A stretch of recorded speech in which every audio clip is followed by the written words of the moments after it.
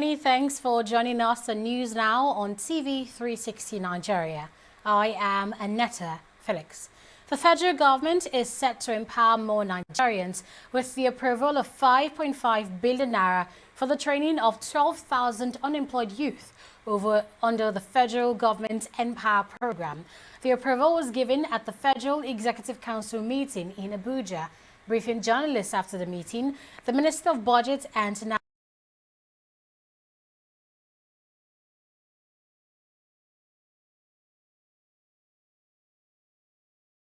1,000 naira to train each of the beneficiaries. One of the projects approved by the Federal Executive Council today is the Empower Knowledge Multi-Track Youth Empowerment Program.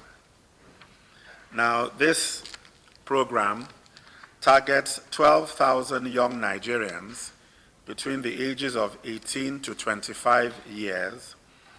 It's meant to give them training as well as devices. The training intends to transform the 12,000 beneficiaries from unemployed, underemployed trainees to employed citizens and entrepreneurs. It delivers to each of the 12,000 young Nigerians informed training which will enable beneficiaries build and imbibe technical proficiency such as assembling, repairs, maintenance, as well as technology skills and digital literacy across a wide range of electronic brands, products, and technologies. Former Chief Justice of Nigeria, Walter Onnoghen, has closed his defense at the Court of Conduct Tribunal after calling just the witness. Counsel to Onnoghen, Chris Uche announced this today at the CCT. TV360's Tunji Oye now reports. The defense was supposed to call the second witness subpoenaed by the tribunal, but surprisingly, counsel to Walter Onnoghen, Chris Uche told the court that they are ready to close their case. Chris Uche said after thorough deliberations of the matter, the defense is of the opinion that it should close its case. The defense requested for 2 weeks to file a written submission to the tribunal. Tribunal Chairman Danladi Umar, however, granted 3 days for the defense to file its written address. The written address is to be submitted on 8th April for the defense and 11th April for prosecution.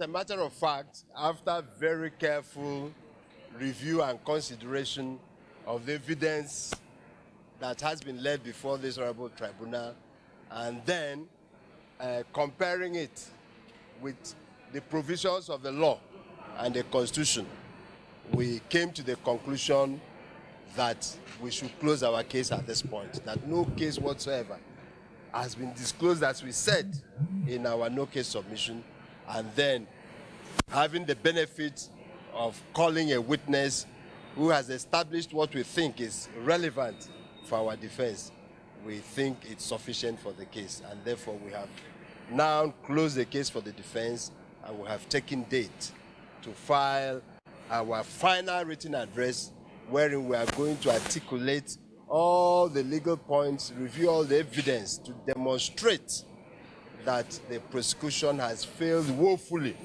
to prove the case as has been brought before the tribunal. I'm not surprised. They are the judges of their own case. So they decide when to close or not to close and so on. But what I'm happy about is that neither the prosecution nor the defense has delayed this matter. We behave as real officers of the tribunal. The case has been adjourned to Monday, 15 April for adoption of written addresses by both counsel. From Abuja, Tunji Oye, TV360 News.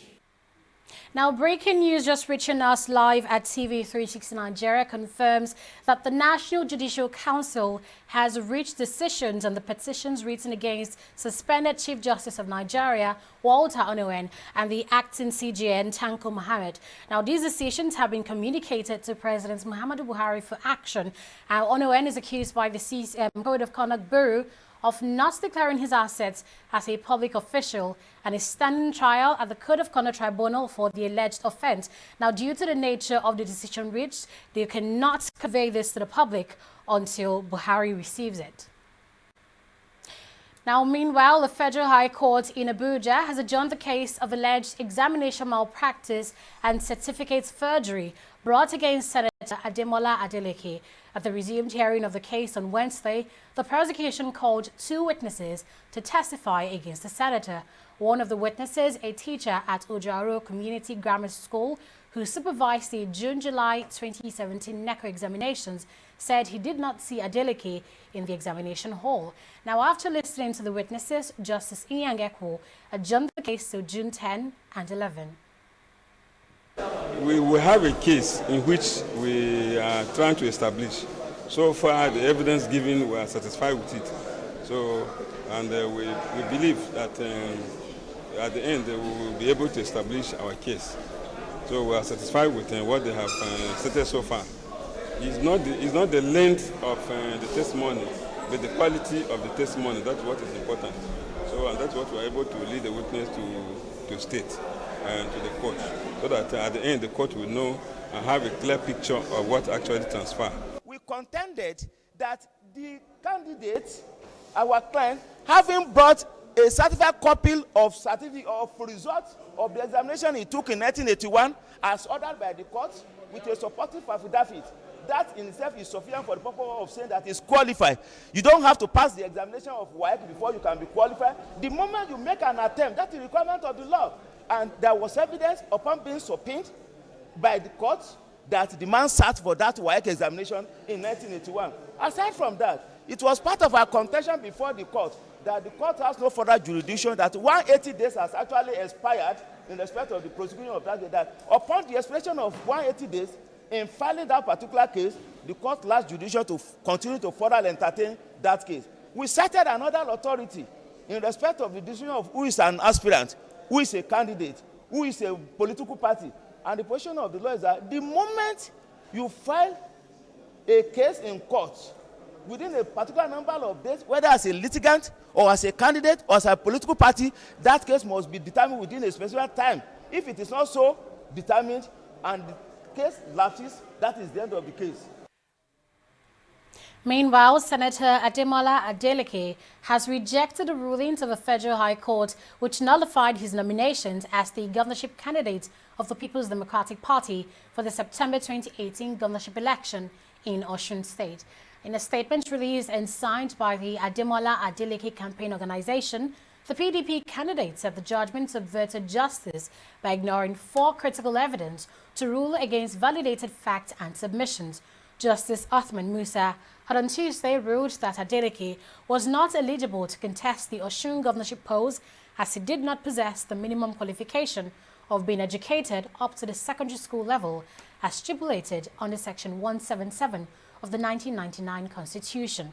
But reacting to this, Adeleke noted that the matter in question has already been addressed by 2 high courts, which affirmed in September 2018 that it satisfied requirements of the law to contest for office. The party has now resolved to appeal the judgment. And now to electoral matters. The People's Democratic Party, PDP, has maintained its lead in the Rivers governorship polls as INEC continues the collation of results for the March 9 elections. So far, the results from 19 local government areas have been announced, with the PDP securing 18 out of the 19 local government areas. The poll is closely contested by the PDP and the African Action Congress, with the former represented by incumbent Governor Nyesom Wike and the latter represented by Biopomabo Awara. Meanwhile, INEC has issued a certificate of return to winner of the Kano State governorship polls. Incumbent Abdullahi Ganduje of the All Progressives Congress defeated his closest rival Abba Yusuf Kabir of the People's Democratic Party, PDP, to win the elections.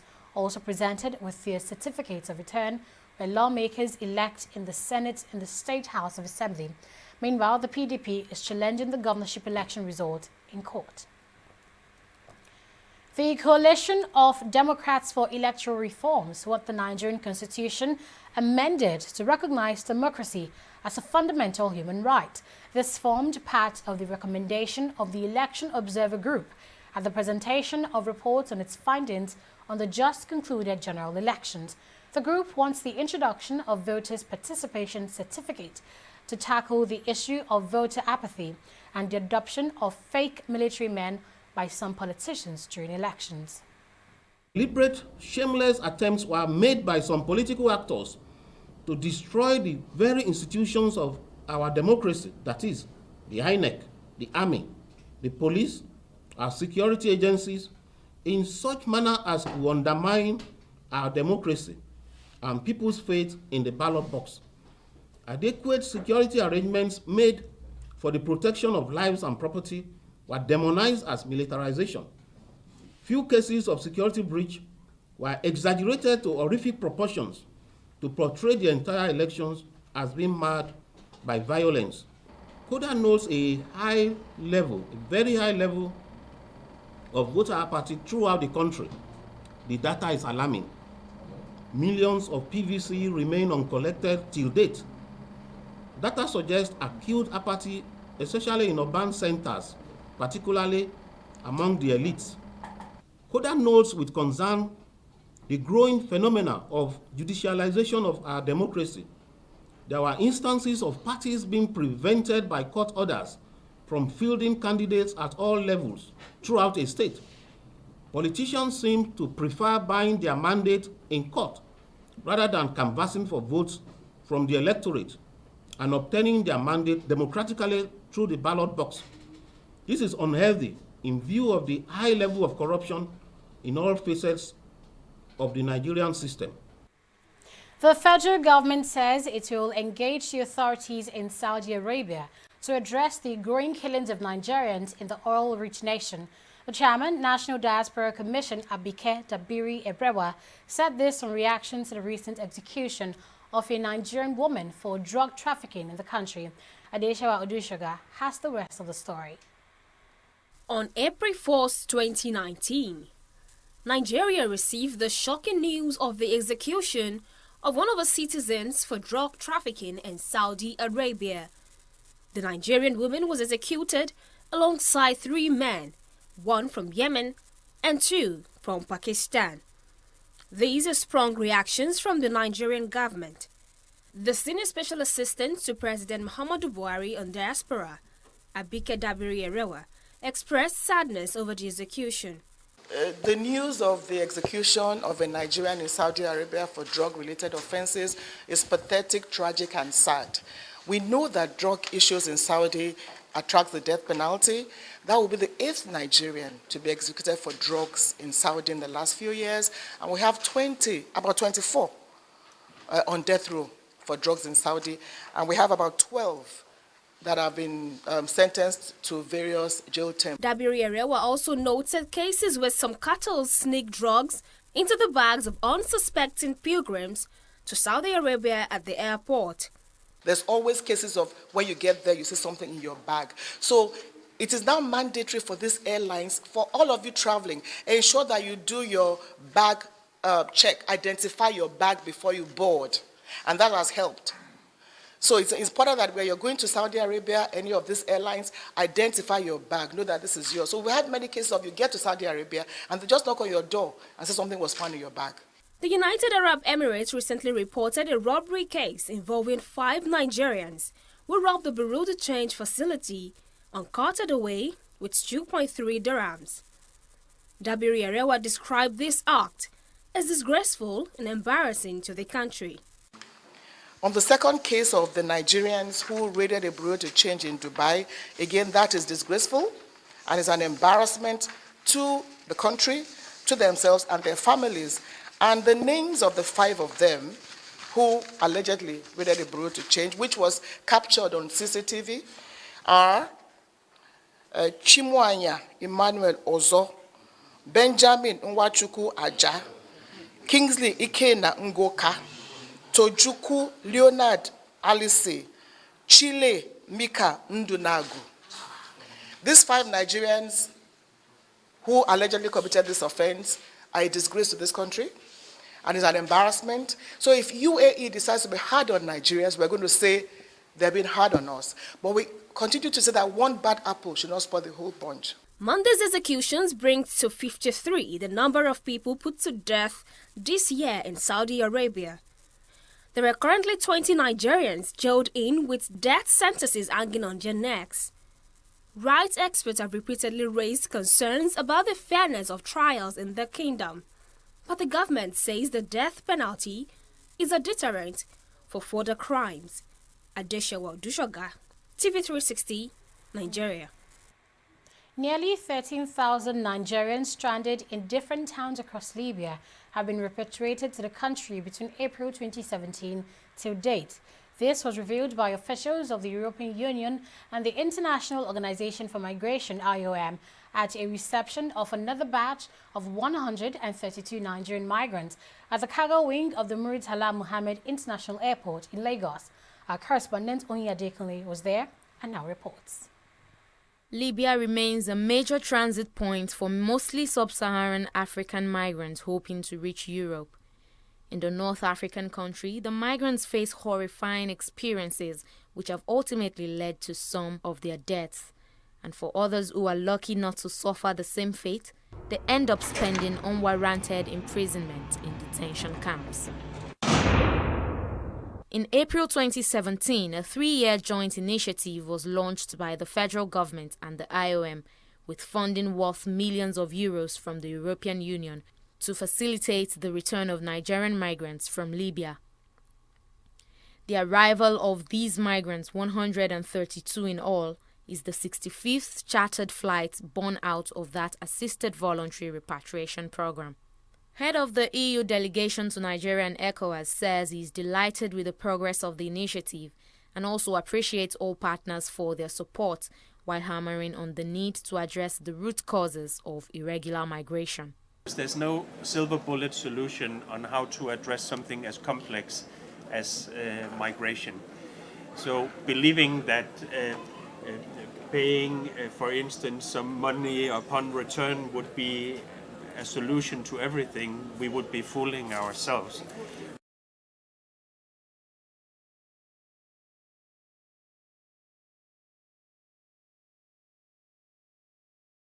But Nigeria, together with IOM, receive a rather small but still important support of 100 euros each.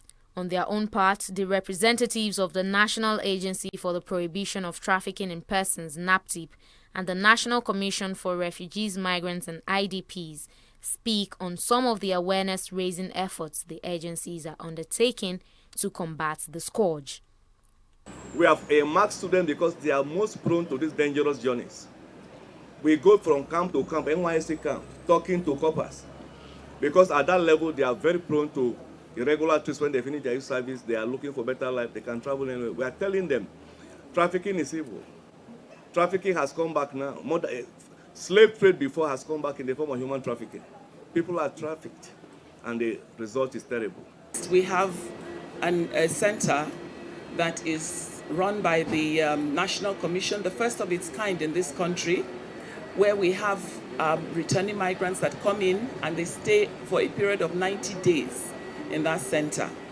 And they're well taken care of. They're given psychosocial therapy, all necessary, all necessary protocols and all necessary things are done to ensure that when these people come back, they're given that humaneness and dignity which they have lacked on their way back home.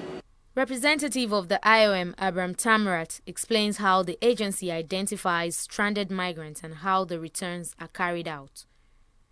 The Nigerian embassy in Libya and other partners on the ground, where they identify migrants stranded in different locations, including inside detention centers, where who would be informed of the possibility for them to voluntarily return back home. Tamrat also goes further to give an update of the number of Nigerians still left in the North African country. Out of the total number of migrants that are there, 10% of them are Nigerians, which would give us an estimate figure of around 63,000 Nigerians being there. Upon arrival, IOM and various government and private partners provide reintegration support as well as business management skills training for most of the migrants to assist them in reestablishing their lives, thereby contributing to the growth and development of their respective societies. Oyin Adekunle, TV360, Nigeria. You're still watching news now on TV360 Nigeria. We'll be right back after this break. Do stay with us.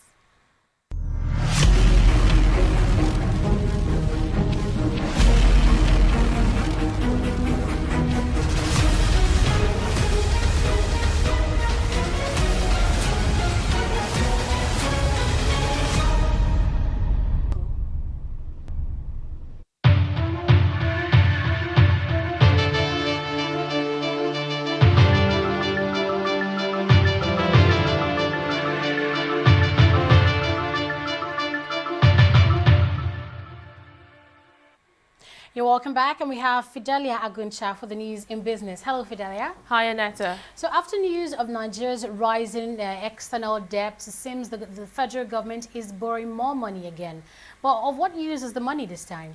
Well, the Federal Executive Council has approved a $6.8 million loan for rebuilding schools in the Northeast. The Minister of Finance, Zainab Ahmed, disclosed this while speaking to State House correspondents after the Federal Executive Council meeting held at the Presidential Villa in Abuja. The minister says the loan will be obtained from the African Development Bank, AFDB. Today, at the Federal Executive Council, we presented a memo seeking approval of Council for additional financing in the sum of $6.8 million sourced as a loan from the African Development Bank to finance the inclusive basic service delivery and livelihood empowerment integrated program for the rebuilding of the Northeast. There was a previous facility which included coverage in Adamawa, Bauchi, Borno, Gombe, Taraba, and Yobe states, and some specific institutions were beneficiaries. But there is a Federal Science and Technology College in Lassa, Borno State, that was one of the beneficiaries. Because of the insurgency, it suffered severely, but the projects could not be carried out because of the activities of the insurgents. So now what we are trying to do is to go back to this particular institution to make sure that we're able to rehabilitate the institution and also undertake a complete skills training and vocational education project that would mitigate the challenges that the institution has had. The International Monetary Fund, IMF, says Nigeria's economy is recovering, but persistent structural and policy challenges continue to constrain growth. This was contained in the latest IMF Executive Board report. The report says Nigeria's economic growth will hover around 2.5% over the medium term, but with no growth in per capita income if current policies fail to give way to strong reforms. The IMF therefore noted that there is need for revenue-based consolidation, the shifting of expenditure mix towards priority areas, while welcoming significant increase in public investment. Well, we will now look at activities on the stock market after this break. Stay with us.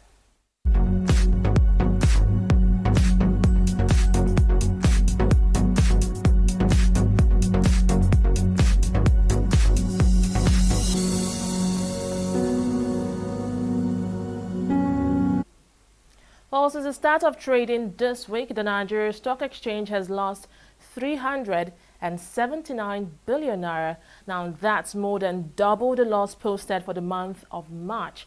Today, the market slumped by 1.85% on the back of huge losses recorded by medium and high cap equities from the insurance, banking and industrial goods sector.